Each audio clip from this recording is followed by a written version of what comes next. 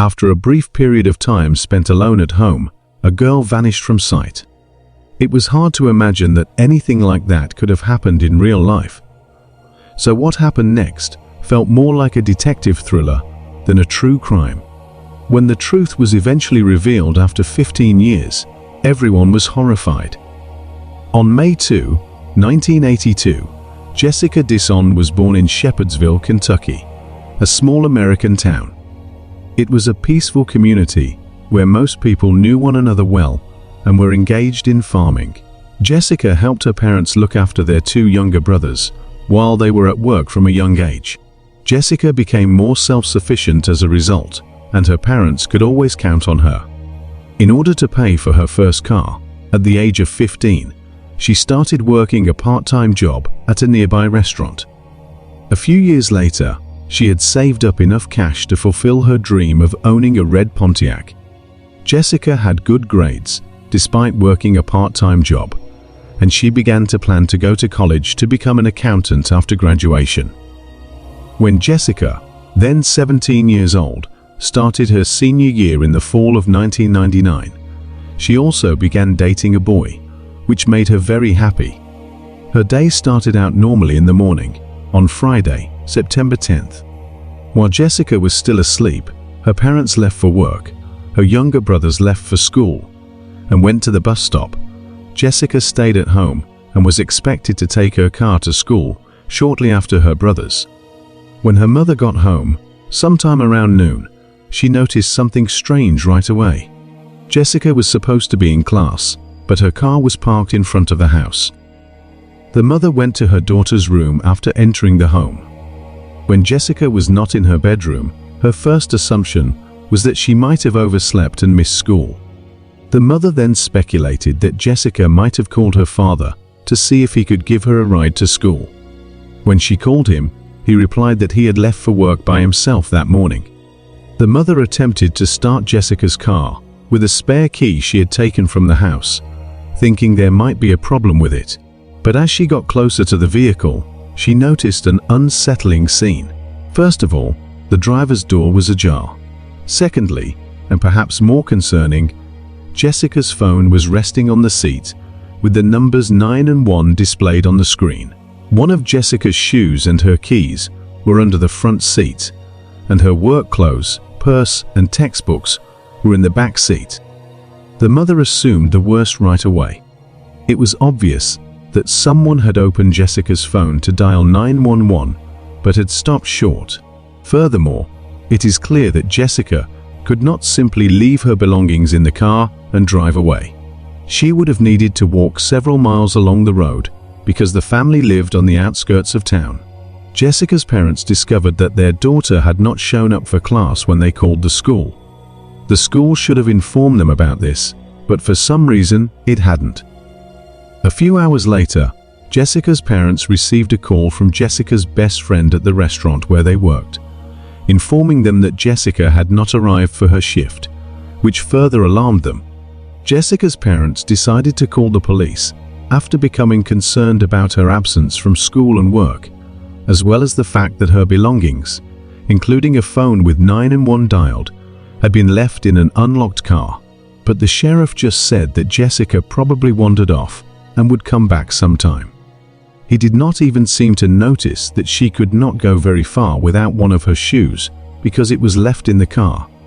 Jessica's parents begged the sheriff to launch an investigation because they thought their daughter might be in danger, but he refused, so they were forced to go back home. Following that, Jessica's parents made the decision to act independently. Despite reaching out to friends, family, and acquaintances, nobody had reported seeing her. They began looking for Jessica together all over the town, but she was nowhere to be found. Her parents returned to the sheriff the following morning to inform him that Jessica had not returned home. He sent 2 officers to check her car this time, but their parents were now dealing with a second issue. The officers touched everything inside the car with their bare hands as they looked over it without wearing gloves. Jessica's room was not checked by them, despite the fact that it was standard procedure. Jessica's parents attempted to seek assistance from the local media by bringing attention to their daughter's disappearance and the police's lack of interest. After being let down by law enforcement once more, they started their own search and started handing out flyers with information about Jessica, along with family and friends. Leading the search were Jessica's father and his brother, Stanley, who was familiar with the area. They made the decision to search the area around a nearby river out of fear for the worst. Because of its overgrown and remote location, the area had a bad reputation and was frequented by local drug dealers and other criminals. Jessica's family searched the rough terrain by the river for hours, without finding any sign of her. A very strange thing happened the following morning. Jessica's parents were at home with their son, who was playing in the yard. He hurried inside after hearing what he thought was his sister's voice calling for assistance. Grabbing his shotgun, Jessica's father hurried outside to try and find the source of the cry. Simultaneously, his brother arrived at their residence and promptly joined the search. They saw something soon after. David Brooks, their 40-year-old neighbor, had smoke rising from his property. They saw him burning what appeared to be clothes on his land. As they got closer, because of the suspicious appearance, Jessica's father requested permission from Brooks to search his farm. But Brooks declined, requesting that they depart. There were other strange aspects about Brooks as well. His family and Jessica's relatives had a regular relationship up until Jessica vanished. But not long afterward, Brooks started acting strangely. He began driving past their house slowly, on a regular basis, while grinning menacingly at them. Additionally, Jessica's parents received strange phone calls from an unidentified man who just breathed heavily without saying anything. They had a suspicion that Brooks was responsible, but they were unable to fathom his actions. Jessica's parents made the decision to talk to the police again after seeing Brooks burn clothes on his land. The police had initially shown little interest in the case. They agreed after the family shared their observations and requesting that police bring cadaver dogs to Brooks. The dogs found the fire pit on Brooks's property after tracking Jessica using her clothes, but no significant evidence was discovered.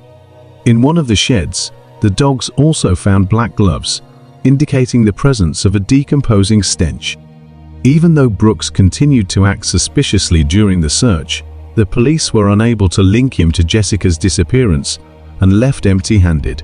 Jessica's father decided to contact the FBI after being let down by the police. Normally, the Bureau declines to become involved in an investigation based only on calls from the families of missing individuals.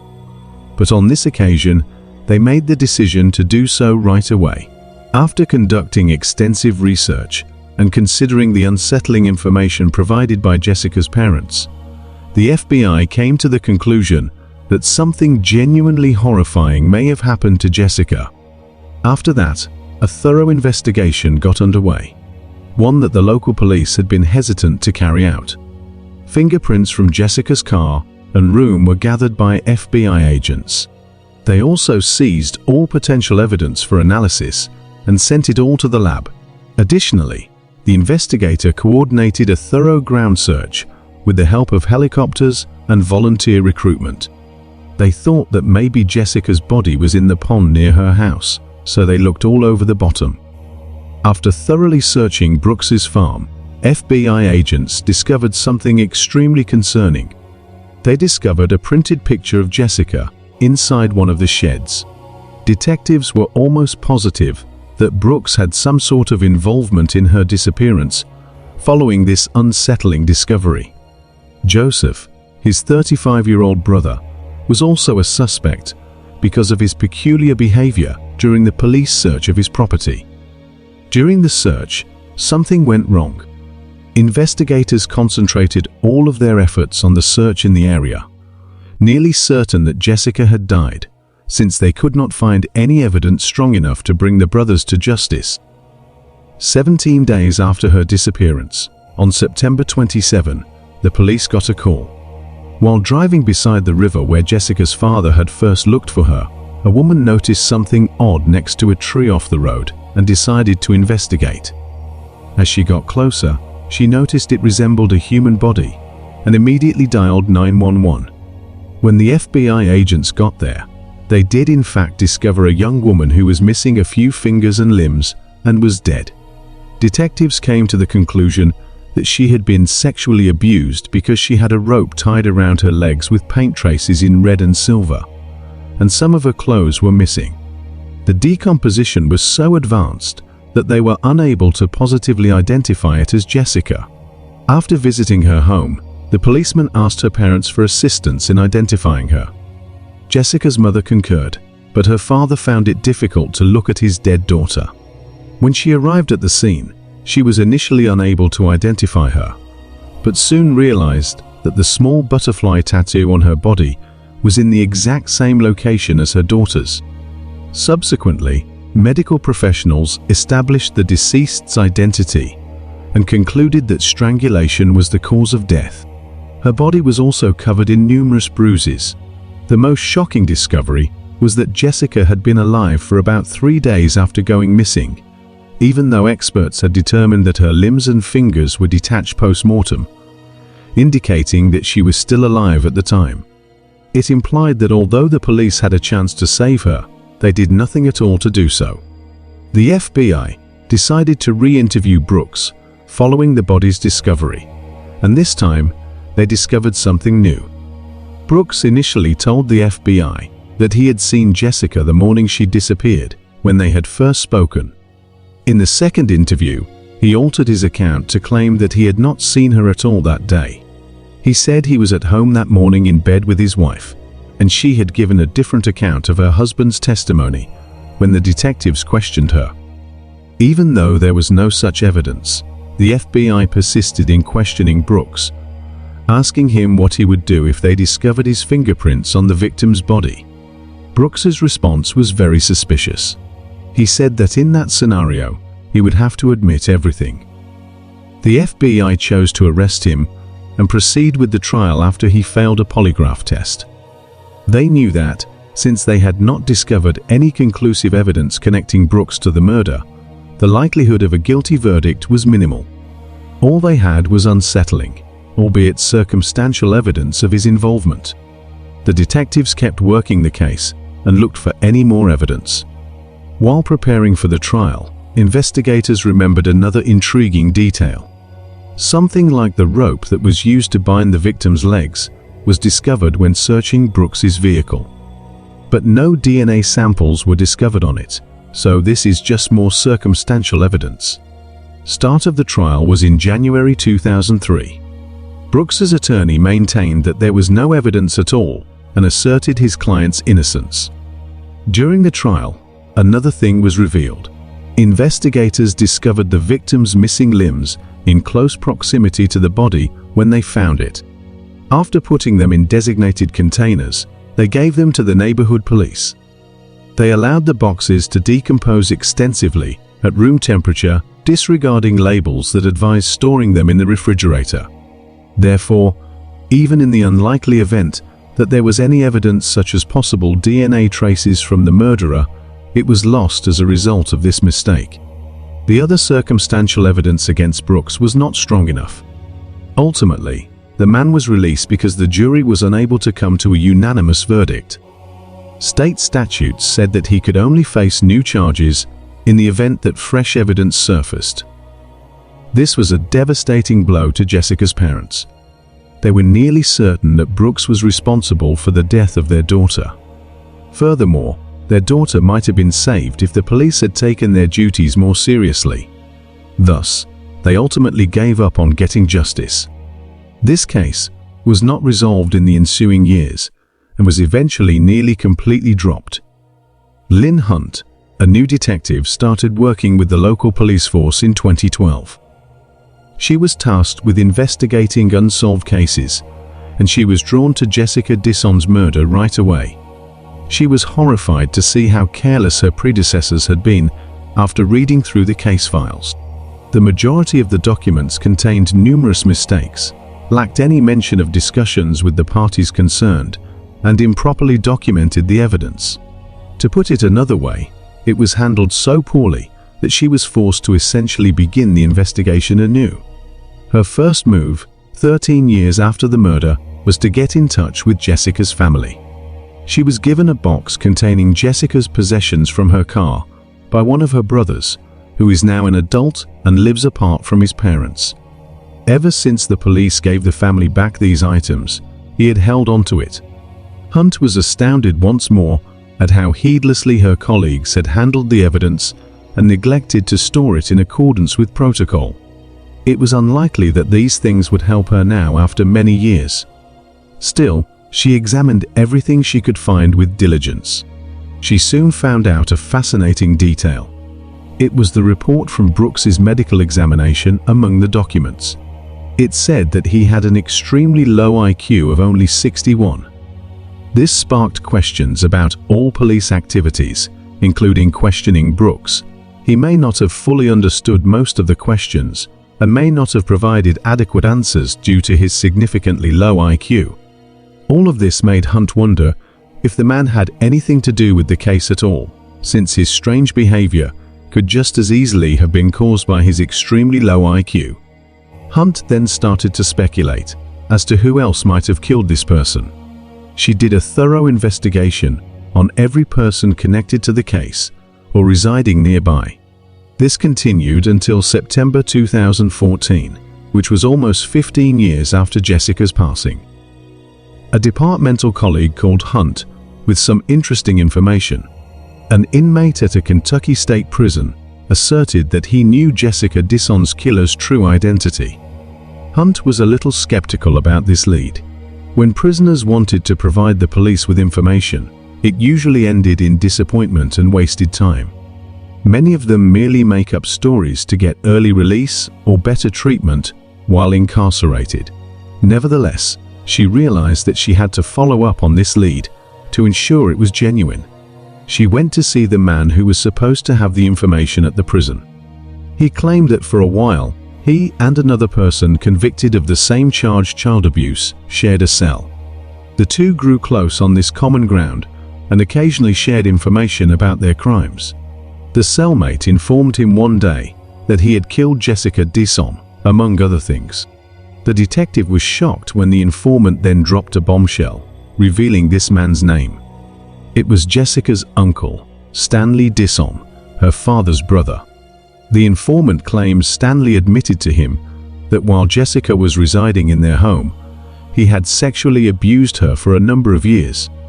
If she ever discussed it, he threatened to kill her or someone close to her. When Jessica got a boyfriend in the spring of 1999, Stanley became concerned that she would eventually confess to him about the abuse she had received from her own uncle. Jessica was home alone on September 10th when Stanley showed up in the morning. After loading all of her belongings into her vehicle, she went outside. Jessica resisted Stanley's demands that she end her relationship with her boyfriend, threatening to expose him if he did not leave her alone. She reached for the phone to try to dial 911 as he began to threaten her. Jessica managed to escape Stanley's attempt to grab her and escaped inside the house. Before bringing her to an abandoned shed close to where her body would eventually be discovered, the man followed her to her room, struck her, and bound her in her sheets.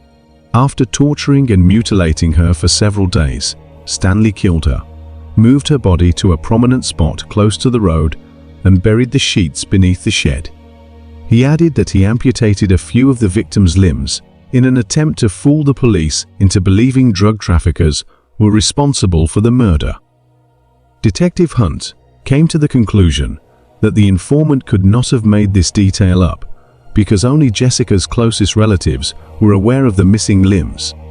Finally, he mentioned that Stanley had buried Jessica's shoe next to the shed, under a broken tree. Hunt made the decision to confirm all of the details regarding the hidden evidence. She contacted Jessica's brother and a few other relatives who agreed to help with the search because no one from the local police department could assist her due to staffing shortages. She chose to wait to inform them that Stanley might be the murderer in order to gather proof for these startling claims. They did not find any hints on the first day of the search. They dug in the areas that fit the informant's description in the pouring rain, but they got nothing. Hunt and Jessica's brother went back to the location the following day.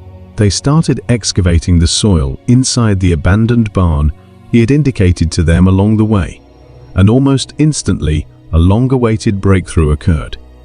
A bedsheet that had been buried was found. Hunt got the evidence and raced over to Jessica's place. Her parents had not altered her room in all these years. It was just the way it had been since the day their daughter disappeared. This allowed Hunt to verify that the discovered bedsheet was a piece of Jessica's bedding. The other linens had the same pattern, but it was absent from the bed. Following this discovery, Stanley was taken into custody and questioned right away. Despite looking visibly shaken during the conversation with the detectives, he refused to confess to the crime. He was eventually accused of murder, and the matter went to trial. The fact that his brother had done such a horrible thing to his daughter was beyond shocking to Jessica's father. He went through a period of total denial before accepting this intolerable truth.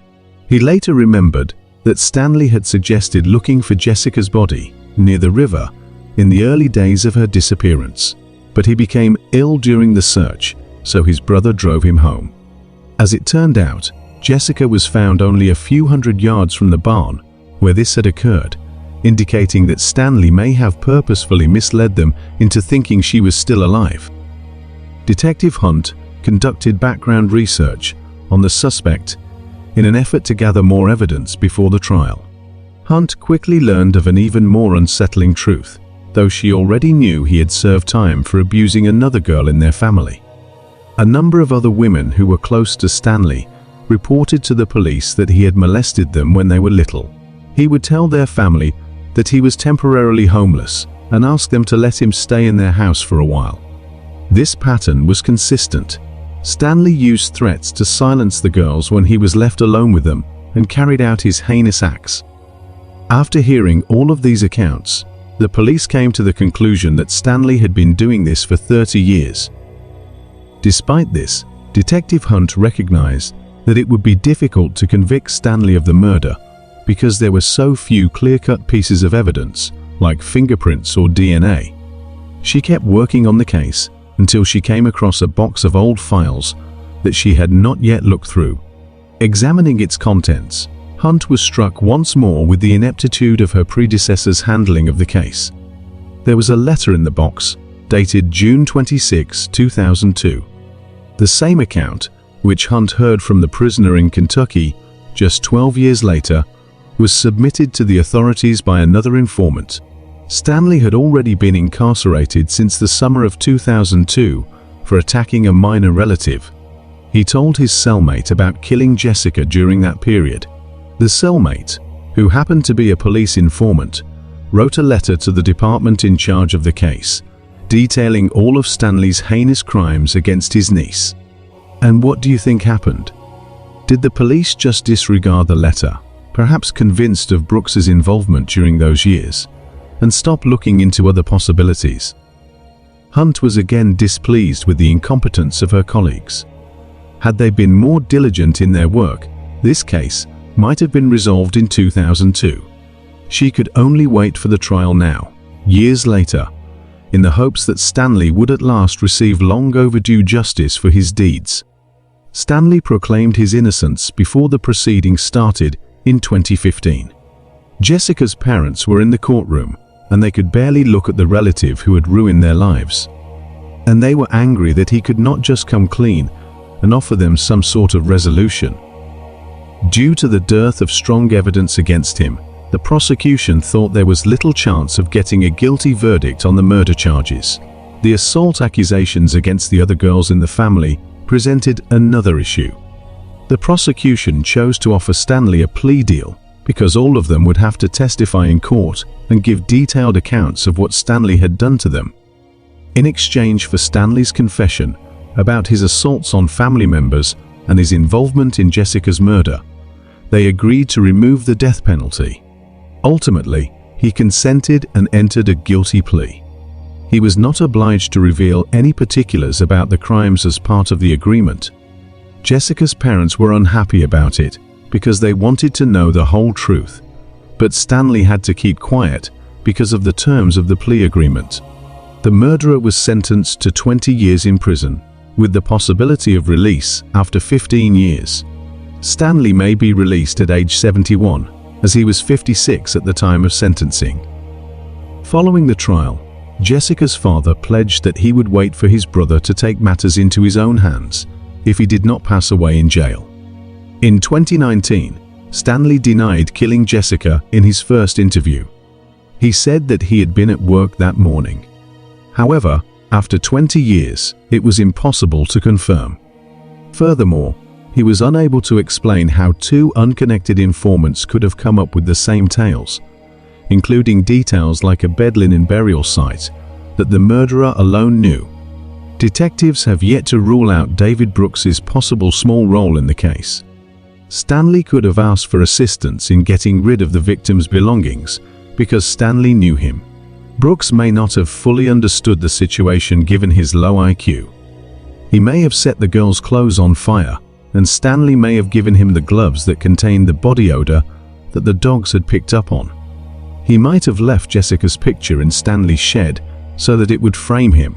The truth, though, might never be known because Brooks passed away in 2021 from cardiac issues. It is important to remember the incident where Jessica's younger brother mistook a cry for assistance outside for his sister on the third day after Jessica vanished. There is still no way to know for sure what transpired at that moment. Stanley was detaining the girl several miles from her residence in the barn, so it is possible that she was still alive.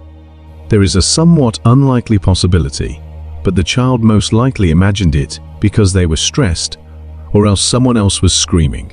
Stanley was probably not far from the house, because, as we remember, he drove up just after Jessica's father hurried outside. It is possible that the girl was unconscious or had her mouth taped shut while in his car. But this theory does not seem very likely. In Travis Drive, Wisconsin, Yvonne Scruggs was content and at ease with her husband and 2-year-old son. The family appeared to be stronger than ever, and everything was going well. Their joy was short-lived though, as Yvonne discovered that her husband, 29-year-old Benny Scruggs, had been fatally stabbed early on July 17, 1985. During their investigation, the police found a lot of secrets. They were, however, unaware that it would take more than 35 years to solve the case. Hello and welcome back to another episode of Mystery Detective, in which we narrate the stories of some of the most notorious cold cases in recorded history. Today, we will be examining the 1985 stabbing death of Benny Scruggs. Please take a moment to click the bell icon, like, and subscribe to the channel before we begin so that you can be the first to learn about any new cold cases. Having said that, let's explore this horrible cold case together. The county seat of Wisconsin's Wood County in the United States is the city of Wisconsin Rapids. Here, neighbors greet one another with sincere smiles and offer assistance when needed, creating a harmonious blend of small-town charm and contemporary conveniences. It's a patchwork of varied communities where ties of friendship and tradition are deeply valued.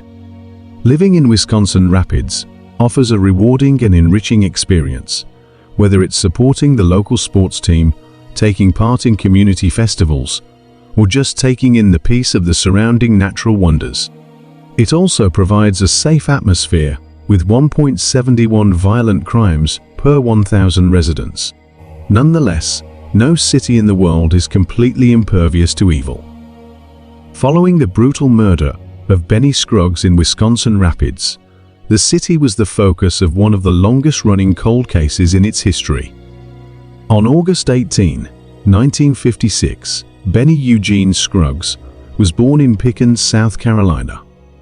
He was raised alongside his older sister, Ansel, older brother, Wayne, and younger sister, Kim. He was the third child born into the family of Garvin and Rudy Scruggs, but little is known about his early years. At the age of 25, Benny wed Yvonne Kuba in Easley, South Carolina, on May 15, 1982. A year into their happy marriage, in 1983, Yvonne gave birth to a son she named Matthew. On July 16, 1985, Benny and Yvonne went to Lance's, a nearby restaurant, for dinner and drinks. They asked their babysitter to look after their 2-year-old son Matthew while they were away. The child was cared for by the babysitter until they returned home at 1 in the morning. According to the babysitter, the couple was really happy when they got home that early morning. The couple said their goodbyes to the babysitter and went to bed. It was still unclear exactly what happened next. Nevertheless, the culmination of each scenario is the same. Benny Scruggs passed away on July 17, 1985, sometime around 3 in the morning.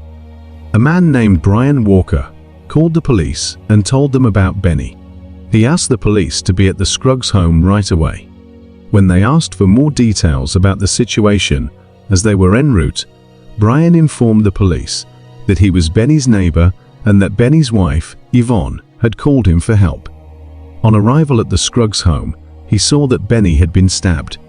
Brian went on to say that Benny was bleeding heavily and barely breathing. He was advised by the officers to keep applying pressure to the area in order to stop the bleeding.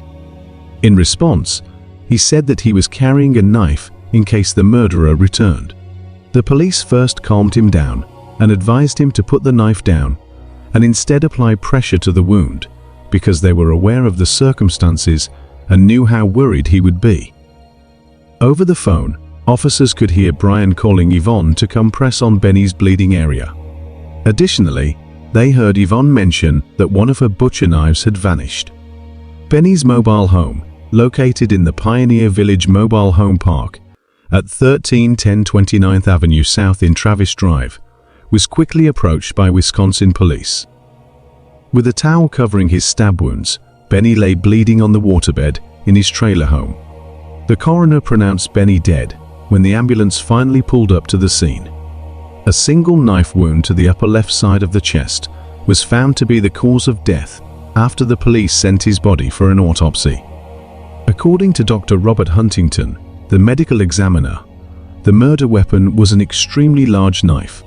He suggested to the investigators that a big butcher's knife might have been the weapon. Huntington claimed that because Benny had no wounds on his hands or arms for defense, he was stabbed while he was sleeping. The blade had cut through his lung to the last layer of flesh on his back, between 2 vertebrae. He added that there would have been a hole in the waterbed if the knife had been even a 1/4 of an inch longer. After talking with Yvonne, the detective found that the knife that had vanished from their kitchen fit the murder weapon description pretty well. This prompted a thorough hunt for the murder weapon. In the vicinity of Pioneer Village, the mobile home park where Benny lived, police emptied a pond in an attempt to find the knife, but they were unable to find any. On July 22, 1985, volunteer divers from the Central Wisconsin Diving Academy also assisted law enforcement in their unsuccessful search for the knife. The next week, Benny was buried in Wisconsin Rapids at the Restlawn Memorial Park. Benny's wife, Yvonne, who was 21 at the time, said during the first interrogation that she had gone to another room to comfort her child after hearing him scream. She continued by saying that she had dozed off in her son's room. When she woke up, she went back to Benny's bedroom, and it was then that she discovered Benny had been stabbed during her absence. She made other statements as well, though. When Yvonne was asked to come in for a follow-up interview following the first one, she said something a little different. After the babysitter left, she claimed to the detectives that Benny had fallen asleep, but she had not. She eventually heard her son, who is 2 years old, crying. She went to check on the toddler and spent 10 minutes in his room because she was already awake. Returning to the bedroom where Benny slept, she discovered the caravan door was open and an odd shovel leaning against the refrigerator, which gave her the impression that something was wrong. Since the Scruggs family lacked a shovel, Yvonne hurried to see how Benny was doing. Her spouse was lying in a puddle of blood. After seeing the horrifying scene, she called her neighbor Brian for help. Following the second interview, Yvonne was heard by the investigators telling her friends, "I was sleeping next to him. "Someone stabbed him. I'm not sure." In their last interview of the evening, Yvonne revealed that she and Benny had fallen asleep together. When she woke up, she discovered that he had puked and that their son had come crying into their room. Throughout the interviews, Yvonne's statement kept changing. With all of these contradicting remarks, the detectives' work became needlessly complicated. They were made to feel as though Yvonne had no desire to assist them in solving the case. They consequently started concentrating on other comments made by their neighbor, Donald Meyer.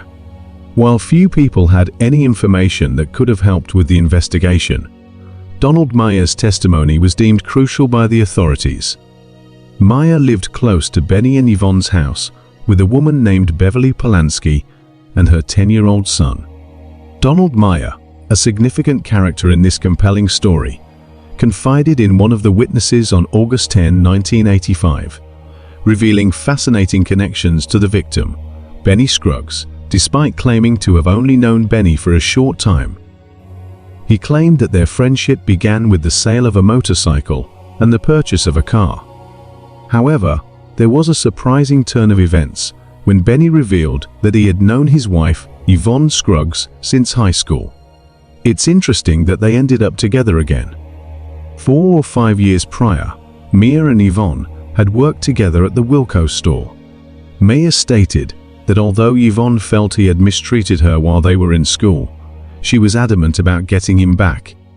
In short order, their professional relationship quickly became personal and involved romance. Yvonne used to give Maya rides home, stopping frequently for private conversations on a remote dirt road.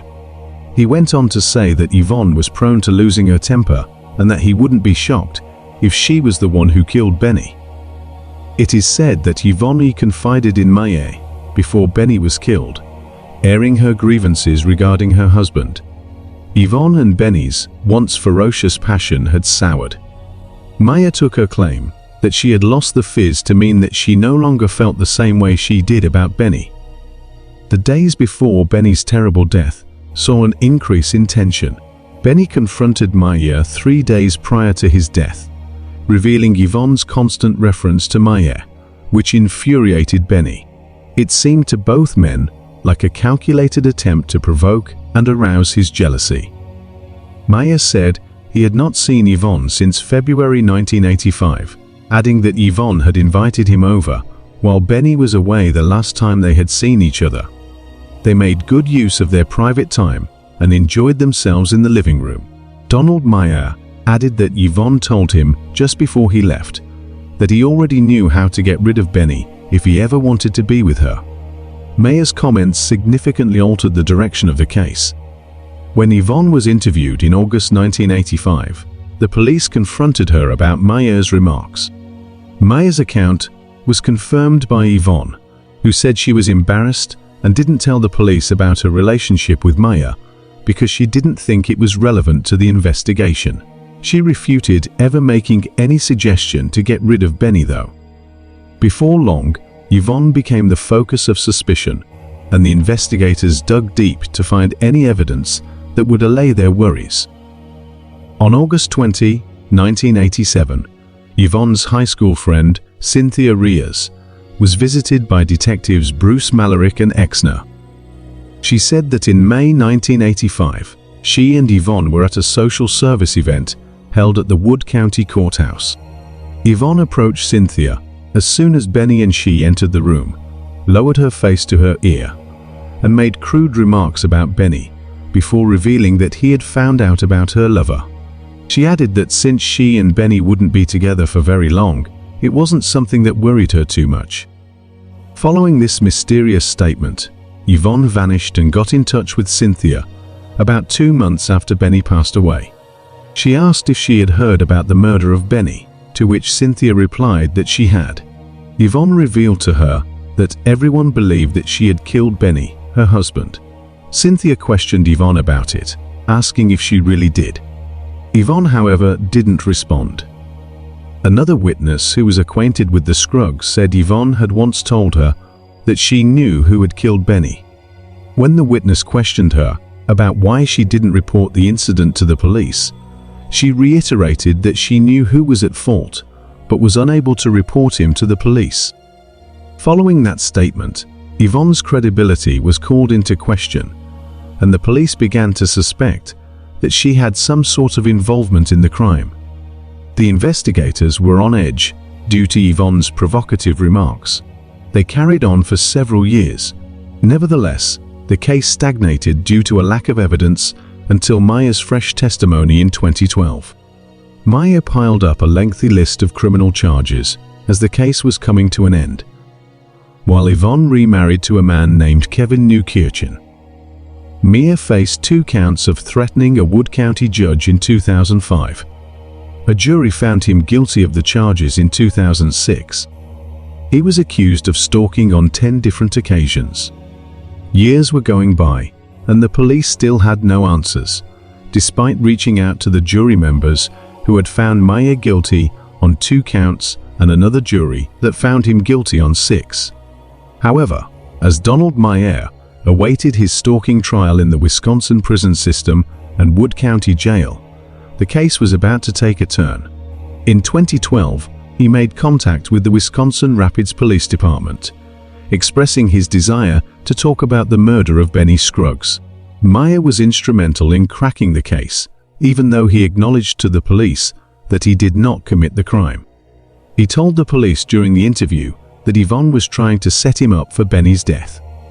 Additionally, he said that he had visited the Scruggs residence multiple times, which would make it easier for her to carry out her plan since his fingerprints were found everywhere.